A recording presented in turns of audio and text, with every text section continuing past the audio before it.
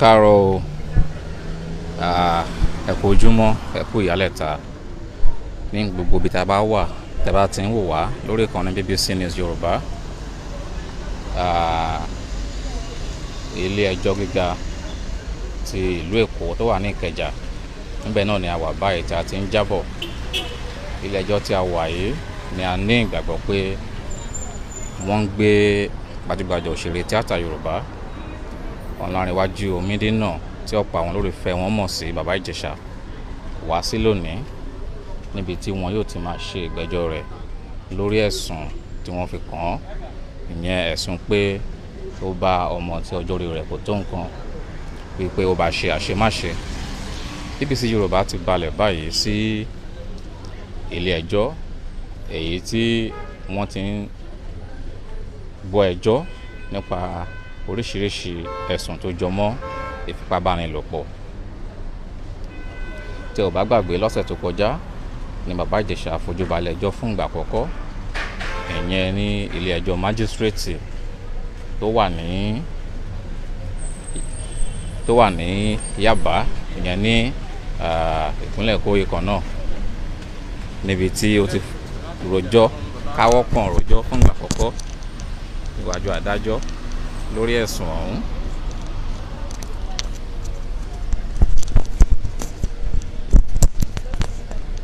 Ní gbogbo ibi tí wọ́n ti ń darapọ̀ mọ́ wa, a kí yín káàbọ̀ sórí ìkànnì BBC News Yorùbá. Ilé ẹjọ́ tí wọ́n ti ń gbọ́ ẹ̀sùn tó jọmọ́ ẹ̀sùn ìbálòpọ̀ ní a wà báyìí ní Ikeja nílùú Èkó, ìyẹn Special Offences Court, níbi tí wọ́n ti ń gbọ́ ẹjọ́ tó jọmọ́ ẹ̀sùn ìbálòpọ̀ àti ìwà ipá nínú ilé. Ilé ẹjọ́ tí a wà yìí náà ni a gbàgbọ́ pé wọn yóò gbé Bàbá Ijesha wá ní àárọ̀ yìí.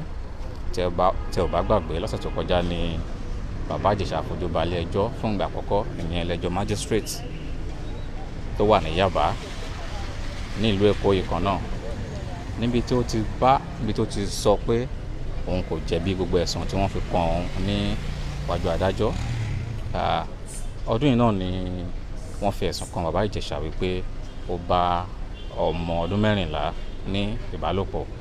Láti ìgbà náà ni wọ́n ti fi sí àhámọ́, ṣùgbọ́n lẹ́yìn tí wọ́n fa ẹjọ́ náà síwájú tí wọ́n fà sẹ́yìn, adájọ́ gba béèlì rẹ̀. Wọ́n ní kó mú onídùúró wá, ìyẹn onídùúró tó wà ní ìpele 15, ìyẹn level 16 lẹ́nu iṣẹ́ ìjọba. Wọ́n tún ní kó mú 500,000 naira wá lára àwọn nǹkan tó ń láti fi sílẹ̀ kí wọ́n tó fún ní béèlì ọ̀hún. Ṣùgbọ́n ṣe ni láàánú pé àfúrásì yìí kò rí ọ̀pọ̀ nǹkan yìí, kò rí mú wá, bó tilẹ̀ jẹ́ pé ó rí lára owó náà, ó rí mú wá, ṣùgbọ́n onídùúró tí ilé ẹjọ́ ní kó mú wá kò rí onídùúró. Ìdí rèé tí wọ́n kò ṣe gba béèlì rẹ̀. Ṣùgbọ́n lọ́sẹ̀ tó kọjá, nígbà tí ó fojú balẹ̀ ẹjọ́ ní Yaba, ó ṣàlàyé, adájọ́ béèrè lọ́wọ́ ẹ̀ pé gbogbo ẹ̀sùn tí wọ́n fi kàn án pé ṣó jẹ̀bi. Òun náà sì dáhùn pé òun kò jẹ̀bi ẹ̀sùn tí wọ́n fi kàn òun. Lẹ́yìn náà ni agbẹjọ́rò rẹ̀ ké sí adájọ́ ọ̀hún pé kí wọ́n gba béèlì rẹ̀ nítorí pé ìlera ara rẹ̀ kò ṣe dáadáa tó. Gẹ́gẹ́ bá ti fojú gọ́ni rẹ̀ lọ́jọ́ náà nílé ẹjọ́ lọ́hùn, a rí pé níṣe ló ń ṣe lákàlàkà tó ń rìn ní ẹ̀gbẹ́ kan, tó ń túmọ̀ sí pé ẹsẹ̀ rẹ̀ kò dúró dáadáa. Kódà adájọ́ tirẹ̀ béèrè lọ́wọ́ rẹ̀ nígbà tó ń dáhùn àwọn ìbéèrè kan wípé ṣé ó gbádùn tó láti dúró sínú àpótí tí wọ́n ti máa ń rojọ́. Ó sì sọ pé òun ò gbádùn tó, adájọ́ sì ní kó jókòó. Ṣùgbọ́n lẹ́yìn ọ̀rẹ́yìn, adájọ́ sọ pé ẹjọ́ náà ó ti kúrò lọ́wọ́ òun nítorí pé ilé ẹjọ́ gíga ó lágbára ju ilé ẹjọ́ májísírèètì lọ, ìyẹn lábẹ́ òfin. Nítorí iléeṣẹ́ tó ń rí ṣètò ìdájọ́ ìpínlẹ̀ Èkó, ìyẹn DPP, ó ti ní pé kí wọ́n gbé ẹjọ́ ọ̀hún lọ sí ilé ẹjọ́ gíga, ìyẹn ilé ẹjọ́ gíga tí a wà yìí. Ìdí rèé tí adájọ́ náà lọ́jọ́ náà lọ́hùn, ìyẹn lọ́sẹ̀ tó kọjá ní Yaba, tó fi sọ wípé ọ̀rọ̀ náà ó ti kọjá ohun tí òun lè dá sí.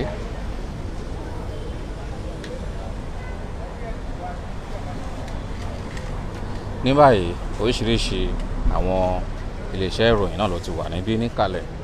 Bákan náà ni àwọn agbẹjọ́rò àtàwọn èèyàn míì tí wọ́n lẹ́jọ́ àwọn náà ti wà níbí ilé ẹjọ́ tí a wà yìí.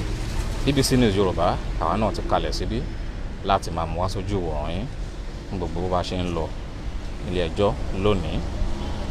A ṣe ń retí bàbá Ìjẹ̀ṣà ní ilé ẹjọ́ yìí láti wá sọ̀rọ̀ níwájú adájọ́ lórí bí ọ̀rọ̀ náà kò ṣe jẹ́.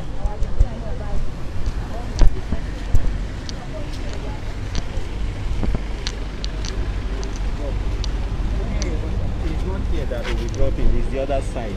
They will take them to the court cell first, okay? Before bringing them in. Definitely, we will match you. Thank you, sir. You done? Definitely.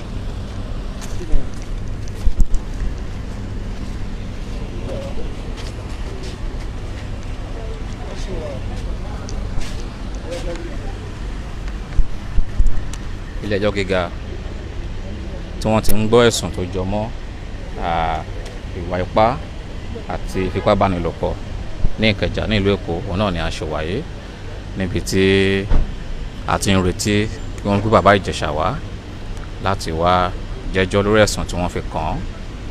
Gẹ́gẹ́ bí a ṣe sọ ṣáájú, bàbá Ìjẹ̀ṣà fojú balẹ̀ ẹjọ́ fún ìgbà àkọ́kọ́ lọ́sẹ̀ tó kọjá, ìyẹn ní ilé ẹjọ́ májísírèètì tó wà ní Yaba ní ìlú Èkó yìí kan náà. Ṣùgbọ́n adájọ́ ọ̀hún sọ pé ọ̀rọ̀ náà ó ní ó ti kọjá agbára òun gẹ́gẹ́ bí òfin ṣe là kalẹ̀, nítorí wọ́n ti gbé ọ̀rọ̀ náà wá sí ilé ẹjọ́ gíga tí a wà yìí. Gẹ́gẹ́ bí òfin ṣe sọ, tí ẹjọ́ tí wọ́n bá ti lè taari ẹjọ́ sí ilé ẹjọ́ gíga, ohun túmọ̀ sí pé ilé ẹjọ́ májísírèètì kò lágbára láti gbọ́rọ̀ ẹjọ́ bẹ́ẹ̀ mọ́.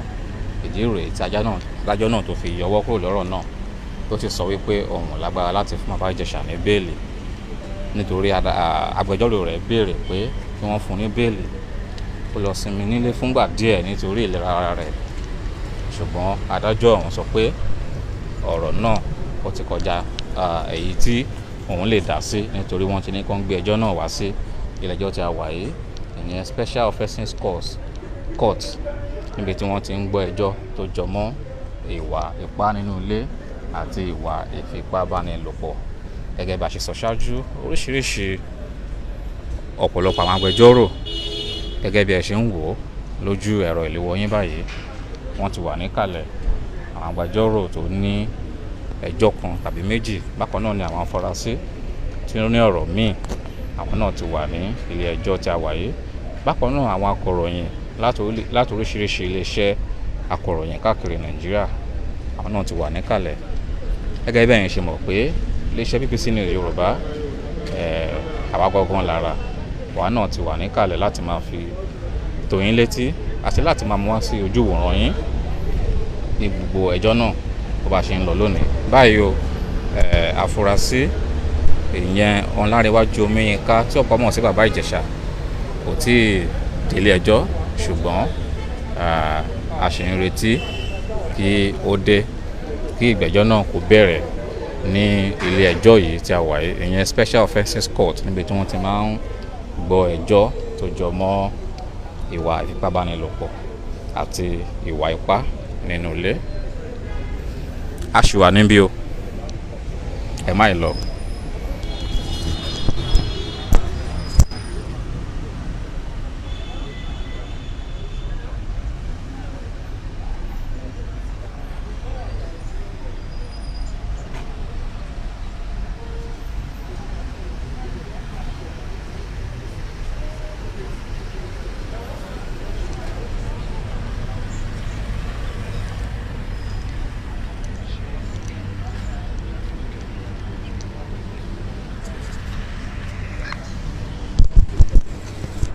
Àwọn èèyàn tí ẹ̀ ń wò lójú ẹ̀rọ ìléwọ́ yín wọ̀nyí, ara wọn náà ni àwọn akọ̀ròyìn wà tí wọ́n ń retí kí wọ́n gbé bàbá Ìjẹ̀ṣà wá sí ilé ẹjọ́ yìí láti máa fi tó àwọn tí wọ́n létí. Iléeṣẹ́ wa náà BBC News Yorùbá, àwa náà ti wà níkàlẹ̀ láti máa fi tó yín létí àti láti máa mú wá sí ojú ìwòran yín bí gbogbo rẹ̀ bó bá ṣe ń lọ láàárọ̀ òní.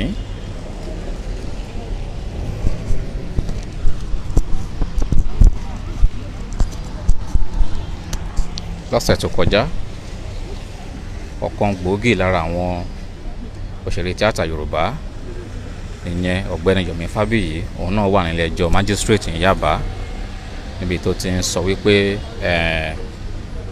a kò tí ì lè dájọ́ fún ẹnikẹ́ni tí ilé ẹjọ́ kò bá tí ì dájọ́ fún, tó sì ń gba àwọn èèyàn nímọ̀ràn wípé kí wọ́n ní sùúrù kí ilé ẹjọ́ kí wọ́n ṣe iṣẹ́ wọn.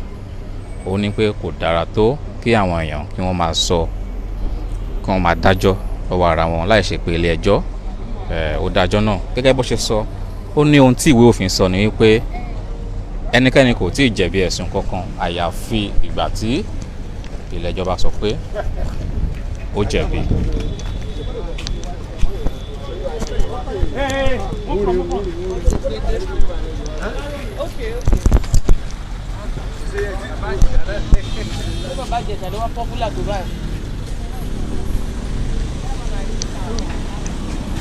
Ijesha.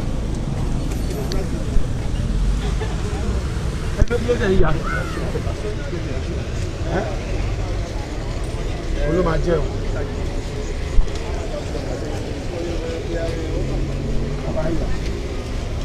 Olú máa jẹ́. Ọmọ lọ pàtì.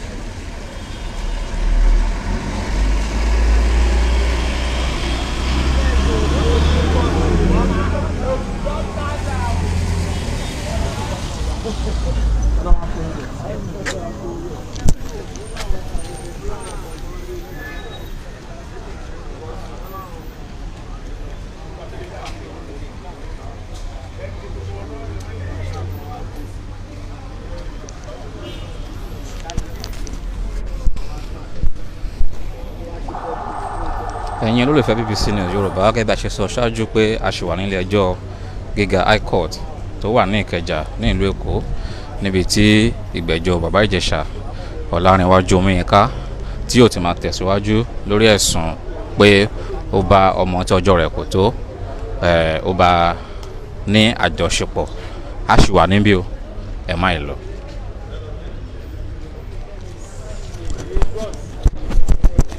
Òṣèré tíátà Yorùbá Yomi Fábíyì náà ti wà nílé ẹjọ́ báyìí.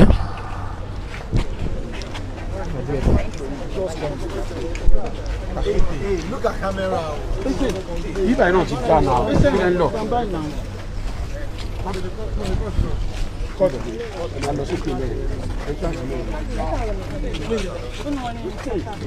Good morning. Put it on.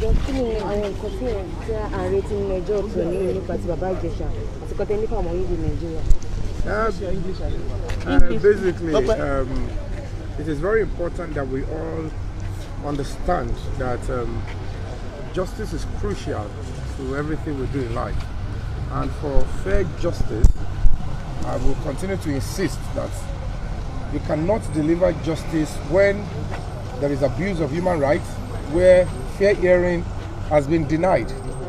And fair hearing is crucial to justice delivery, and that is why every Nigerian should understand the nitty-gritty of human rights. And of course, I will continue to believe that the court is the last hope of a common man. And of course, it is also very important for us to understand as human beings that everybody deserves to be heard.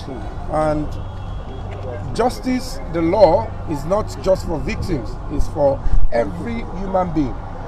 And the more we understand that, the better for peace and progress of this society. Because if we continue to treat ourselves like animals, if the justice system of this country continue to hurt citizens, it will be very difficult for people to even visit or come to become our friends. Nigeria as a country is being isolated. We don't have friends anywhere. Kenyans would hardly visit us. If I ask all of you now, do you have friends in Kenya? Do they want to see you? Nobody. Do you have friends in Algeria? They don't want to visit us. Do we have friends in South Africa? Nobody wants to visit us. Why? Is it because we are not a blessed country? We have everything, culture, everything. But the only thing that is chasing people away is how we treat human beings, including suspects. And of course, it is very important for me to be here to see proceedings, to see what it is termed rule of law, what it is termed the courts, because I believe it's still the hope, is the last hope for the common man. So, guys, let us wait. We just want to see justice being dispensed. So what are you expecting at the end of today's sitting? What are your expectations? Today is not the judgment day, so there's nothing I'm going to be expecting other than whatever it is being put forward as normal rule of law, the bail condition, as well as, you know, those things that are not supposed to be added. You know, because when I look at the old stuff, I look at, fine, this person might not really be educated, he might not be able to speak for himself. He has not been allowed to even speak. For 2 months, Nigerians, ask yourself, search your conscience. Have you really heard from your fellow citizen the accusation is being levied against him? If this can happen to a citizen like yourself, I know tomorrow one of us will be accused of one crime or the other. And trust me, if we do not come together and say, whatever the case may be, if the law says allow the person temporary freedom until he is adjudged guilty, let us follow it, not sentiment. Because it's a shame. For 2 months, the entire world is waiting to hear from the suspect. Nobody has heard from him. Nobody know what transpired. We only saw videos, and which perhaps looks to me as an individual as a doctored video. And I'm still waiting to see what will be presented in court as evidence, and so many other things, because it is gotten to a stage I can't deny that I don't know the suspect. We are colleagues. We've acted movies together, and it is anybody in his right frame of mind will never assume that doing this means I am trying to support the crime he's been accused of, or that I am a rape apologist as they have been alleging. It's a slap. It's an abuse of normal mental reasoning, because we should understand that human rights is key. So, irrespective of the fact that I want his right to be protected, I also want justice to be dispensed. The young girl should be taken care of. We need to know the state of mind of the girl. What is the government doing to actually ensure that the girl is being protected, is being cared for? Because it's so horrible. It's so horrible because at the end of the day, there are so many things that you people are not talking about, and I don't really want to talk about it because it's already in court. I want the lawyers to present that to the judge, and then we start looking for justice. So that is just my position for now. Yoruba. Okay, Mr. Fabi, you've been talking about evidence. What do you have to say about the things Princess released on social media, the voice, audios, and the chats? What do you have to say about that? Basically, when you look at it, I want to believe that there's something they call investigative journalism. If we all will start sending each other to the gallows based on oral evidence only, then none of us will be living. Everybody will be in prison. And it's because social media is different from a normal court. And you cannot continue to do trials on the pages of newspaper. And when you look at what is going on, I respect blogging, I respect conventional journalism. But it is almost crystal clear that we, the citizenry, we are trying to give the government the reason to gag our freedom of expression, which is because majority acting as journalists, trying to start publishing news, things on social media, they are not putting into consideration human rights. They are not putting into consideration human rights. And because of that, we will continue to have a problem whereby anybody can be accused of anything and a career will go down immediately. And majority of the young children, they now believe that the best way to bring anybody down, the best way to get money is just cook up something, set anybody up. Oh, I can bet you with my life, no matter how smart, how strong you are, only a very infinitesimal person can escape setup, no matter how good you are. That is why it is criminal, it is not right to set anybody up, except it is being approved by law enforcement. So it is now looking at, when I saw the whole case, it's not about supporting a colleague, it's about you asking somebody to come, you wanted him to commit a crime, you aided it, you now hoodwinked a minor, you brainwashed a minor. That is a terrible abuse. That you need to play a con artist and make him commit crime so that we can nail him. Something that will never link us to what happened 7 years ago. You were not there 7 years ago. You were a parent. You were a guardian. You were not careful to care for your child. You don't even know what happened. You cook up. And when... You understand what I'm saying? So, guys, at the end of the day, so many things is actually getting my interest. Not because it's just a colleague. It's because I believe in the rule of law. I believe in justice. I believe that every Nigerian deserves to be heard, no matter what. Even visitors that visit Nigeria, you can't treat visitors this way. If you treat visitors this way, nobody will visit us. Only those that want to come and exploit our economy, our resources will come. But anybody that wants to come and visit, to relax, to make friends, they will never come. And when they see Nigerians outside, the way we treat ourselves is the way they will treat Nigerians. That is why, go to Libya. I have seen several cases. Nigerians are treated like not just animals, they are treated like stench fish. Because we ourselves, we don't regard ourselves. No value for human life. Nobody is talking about all the maltreatments. So we need to look into all these things, and I want this court to do the favor to save the day and save the country. Mr. Yomi, ẹ̀yin sọ pé wọ́n tú wọn sílẹ̀, bọ́ ilé jẹ́ sọ wípé àwọn tó ní kọ́ mú wá bí onídùúró kí wọ́n mú wọn wá nù yẹ kó tú wọn sílẹ̀. Ẹ má jẹ́ ká tọ́ra wa kó tó di pé ọ̀rọ̀ onídùúró dé. Ẹ má gbàgbé pé aláti kọ́kọ́ jà aláti pariwo ṣèwọ́de kó tó di pé wọ́n tiẹ̀ ní lọ́kàn pé wọ́n fẹ́ fi sílẹ̀. Láàárín èmi àti yín, ẹ jẹ́ ká máa wò ó. Òfin sọ pé you are innocent. You are innocent until proven guilty by the court of law. Ṣé ẹ ń gbádùn mi? Bẹ́ẹ̀ni. So at the end of the day, kí lẹ fẹ́ ṣe? Ṣé ẹ gẹ́sì mi? At the end of the day, kí lẹ fẹ́ ṣe? When after many days, ẹ kà kó báyìí. After many days, this person was held in police station. The media did not even deem it fit to actually speak on the side of human rights. Nígbà tí human rights, tí àwọn ilé ìròyìn, if the media will not actually defend the rights of everybody, then you look at the society we have, a society that is doing their job based on emotion.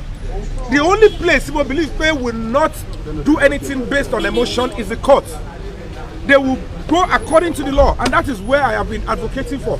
But until every citizen is raised properly in this country, to understand that the rule of law is sacrosanct, so that is what we need. Thank you. Hello, next customer.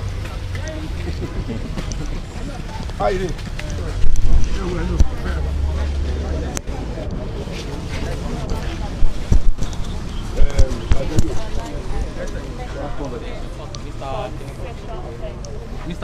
Ẹ̀yin olólùfẹ́ BBC News Yorùbá, ọ̀gbẹ́ni Yomi Fábíyì ló sọ̀rọ̀ tán yẹn níbi tó ti sọ èròǹgbà rẹ̀ lórí ohun tó gbọ́ wá sílé ẹjọ́ gíga tìpínlẹ̀ Èkó ní Ìkẹjà lónìí.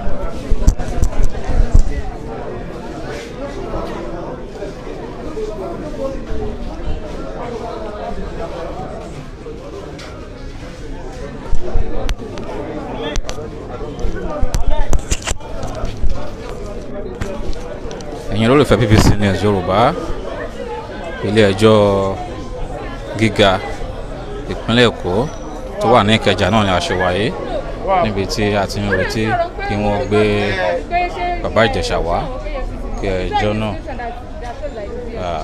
ó lè máa tẹ̀síwájú. Láìpẹ́ náà ni a ṣẹ̀ṣẹ̀ bá gbajúmọ̀ òṣèré tíátà Yorùbá tó jẹ́ ojúgbà bàbá Ìjẹ̀ṣà lẹ́nu iṣẹ́ ìyẹn ọ̀gbẹ́ni Yomi Fábíyì ni a bá wọn sọ̀rọ̀ tán tí àwọn náà sì sọ èròǹgbà wọn lórí ẹjọ́ náà tí wọ́n tún sọ̀rọ̀ nípa ìgbàgbọ́ tí wọ́n ní nínú ìwé òfin Nàìjíríà tí wọ́n sì tún sọ síwájú sí pé ilé ẹjọ́ nìkan ló láṣẹ lábẹ́ òfin láti ṣe ìdájọ́ ẹnikẹ́ni. A ṣì wà ní ilé ẹjọ́ náà báyìí.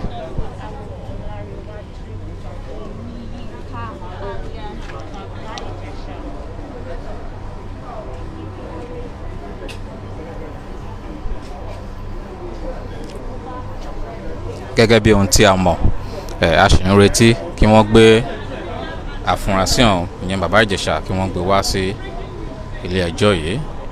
Gẹ́gẹ́ bí a ṣe sọ ṣáájú, ọ̀sẹ̀ tó kọjá ni bàbá Ìjẹ̀ṣà tó fojú balẹ̀ ẹjọ́ fún ìgbà àkọ́kọ́ láti ìgbà tí awuyewuye ọ̀rọ̀ yìí tó ti bẹ̀rẹ̀.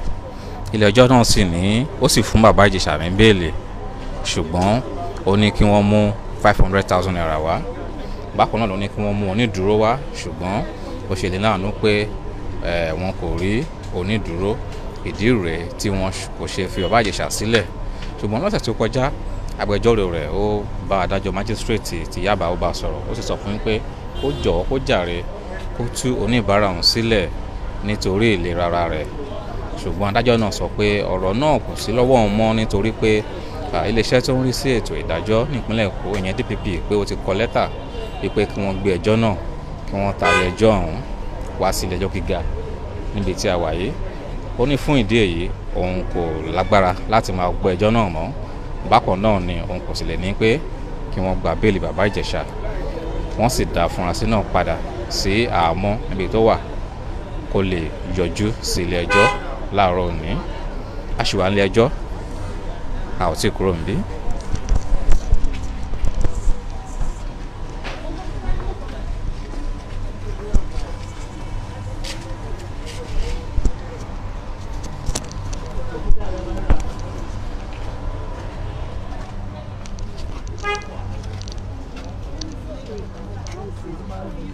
Excuse me.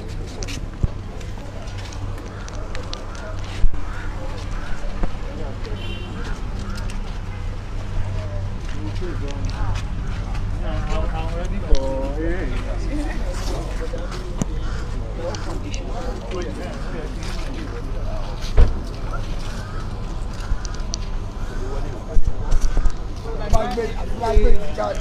Òbítíbitì èrò ló ti wà ní ìkàlẹ̀ báyìí. Lára wọn ni àwọn akọ̀ròyìn pẹ̀lú àwọn adájọ́ àtàwọn òṣìṣẹ́ ilé ẹjọ́ yìí.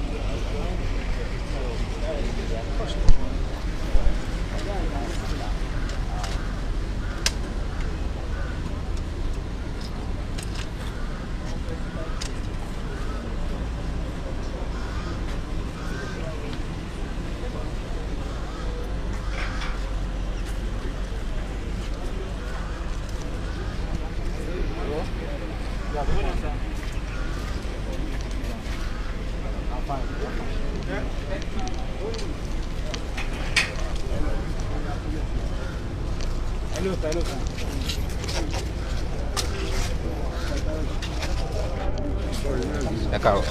A lè bá yín sọ̀rọ̀.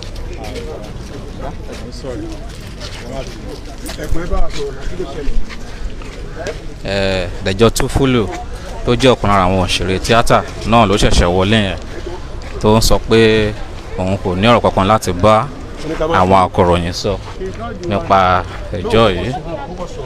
Baba, see my leg now.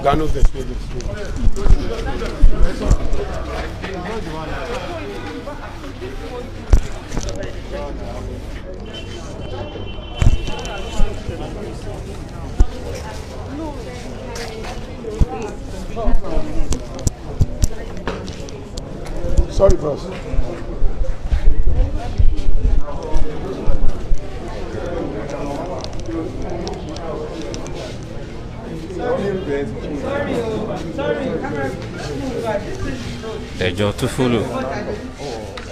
ẹjọ́ tó fúlù nìyí nílé ẹjọ́ ṣùgbọ́n ó ní ohun kò lọ́rọ̀ kankan láti bá àwọn akọ̀ròyìn sọ. ẹ má gbé kí ní fún wọn lẹ́nu. àti ìlú náà ẹ̀yin ló wá tripod náà ẹ lè gbé kí ní dání. gbé kí ní sí wọn ṣé ẹ̀rọ ni kò gbé kámẹ́rà sí wọn lẹ́nu pẹ̀lú ṣọ́ọ̀ṣì.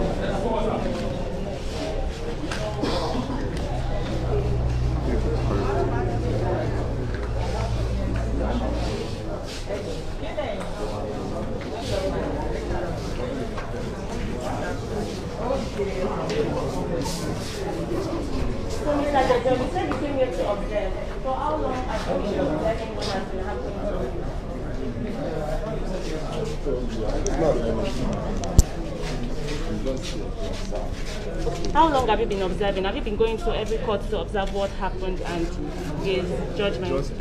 Just today. Okay, sir. How do you feel about the case? Not now. I'm sorry. So nǹkan tẹ́ ń sọ ni pé ẹ kọ̀ wá láti wá ká má bínú pé kí ni. They don't want to sọ̀rọ̀. Ẹ má bínú. Ṣé bí Yomi ti address Yomi lẹ́kùn? sọ pé Yomi ti ṣaṣojú gbogbo wa ẹ ti understand. ìkọ́ni tó yẹ pé ṣẹ́kùnà lájọ́ ṣe ni gbogbo wa náà fi ṣùgbọ́n àárín lọ́sẹ̀ tó kọjá.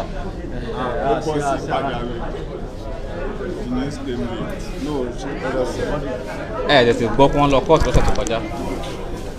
ẹ̀yin bíbí yẹn máa ń tẹ̀rọ̀ sí ẹ̀lẹ́nu Yomi ti sọ̀rọ̀ ó ti àdírẹ́sì yín lẹ́kùn nígbà tó wọlé lẹ́kùn. I'm sorry ẹgbẹ́ má fi. Mi mọ̀ bóyá absent nínú àbí náà ní kò tẹ̀ ẹ́ wà. ẹ má wọlé pẹ̀lú. Hello Mati.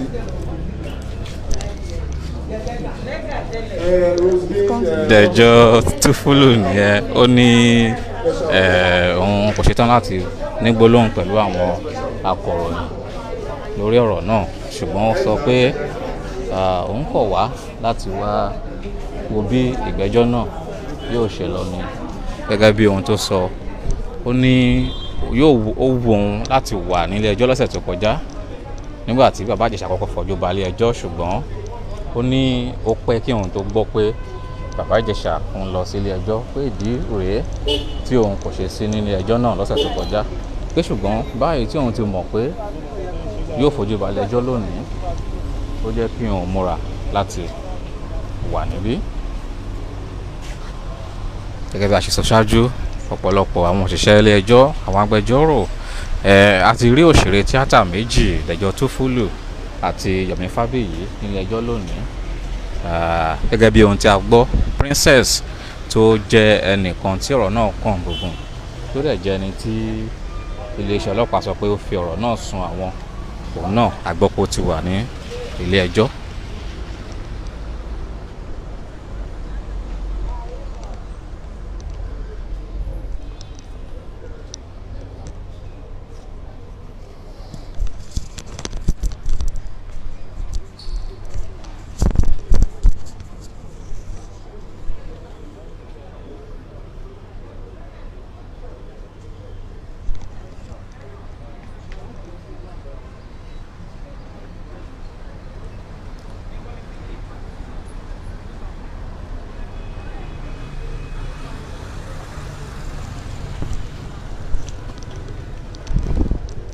Fún àǹfààní gbogbo ẹ̀yin tí ẹ bá ṣẹ̀ṣẹ̀ ń darapọ̀ mọ́ wa ilé ẹjọ́ gíga ti ìlú Èkó níbi tí wọ́n ti ń gbọ́ ẹjọ́ tó jọ mọ́ ìwà ipá nínú ilé àti ìfipábánilòpọ̀ òun náà ni a wà yìí níbi tí a ti ń retí pé kí wọ́n gbé gbajúgbajà òṣèré tíátà Yorùbá Ọláníwájú Omiyinka tí ọ̀pọ̀ mọ̀ sí bàbá Ìjẹ̀ṣà wá lónìí lórí ẹ̀sùn pé ó fi ipá bá ọmọ tí ọjọ́ orí rẹ̀ kò tó nǹkan ó fipá bá a lò pọ̀. Lọ́sẹ̀ tó kọjá ni bàbá Ìjẹ̀ṣà fojú balẹ̀ ẹjọ́ fún ìgbà àkọ́kọ́ nílé ẹjọ́ magistrate tó wà ní Yaba níbi tó sọ fádájọ́ náà pé òun kò jẹ̀bi gbogbo ẹ̀sùn tí wọ́n fi kan òun. Agbẹjọ́rò rẹ̀ sì rọ adájọ́ ọ̀hún wípé kó gba béèlì rẹ̀ kó máa lọlé pé kò ní sá lọ pé kó máa lọlé ṣùgbọ́n adájọ́ ọ̀hún ní ọ̀rọ̀ náà ó ti kọjá agbára àwọn nítorí pé wọ́n ti taari ẹjọ́ náà wá sí ilé ẹjọ́ tí a wà yìí ìyẹn ilé ẹjọ́ gíga níbi tí wọ́n ti ń gbọ́ ẹ̀sùn ìfipábánilòpọ̀ tí a wà yìí ìdí rèé tí a ṣe wà níbí lónìí láti máa mú gbogbo bó bá ṣe ń lọ láti máa fi tó yín létí ẹ má gbàgbé wípé ẹ bá fẹ́ mọ bó ṣe ń lọ káàkiri àgbáyé nípa ti ìròyìn ni nípa ti àṣà ni eré ìdárayá ni àti oríṣiríṣi bó ṣe ń lọ ní Nàìjíríà àti káàkiri àgbáyé ojú òpó BBC News Yorùbá la wà lórí Facebook a wà ní BBC News Yorùbá lórí Instagram bákan náà ní ojú òpó wa a wà ní www.bbc.com/Yorùbá tàbí bbcyoruba.com a ṣì wà níbí ẹ má lọ.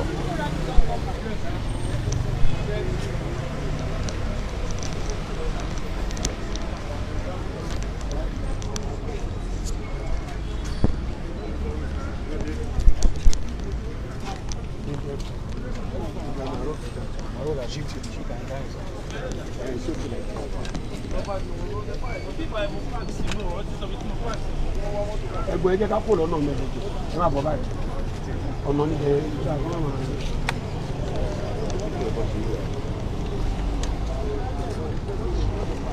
ń iwájú kóòtù tó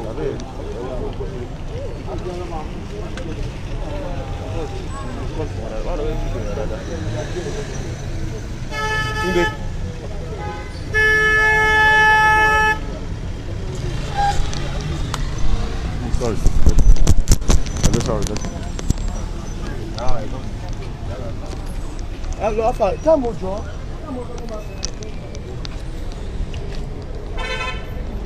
Fún àǹfààní gbogbo ẹni tí a bá ṣẹ̀ṣẹ̀ ń darapọ̀ mọ́ wa a ṣì wà ní ilé ẹjọ́ gíga High Court ní Ikeja ní ìlú Èkó báyìí a ṣì ń retí kí wọ́n gbé àfúrásì náà wá sílé ẹjọ́ láti wá bẹ̀rẹ̀ ìgbẹ́jọ́ náà lónìí a ṣì wà níbí à ń padà bọ̀.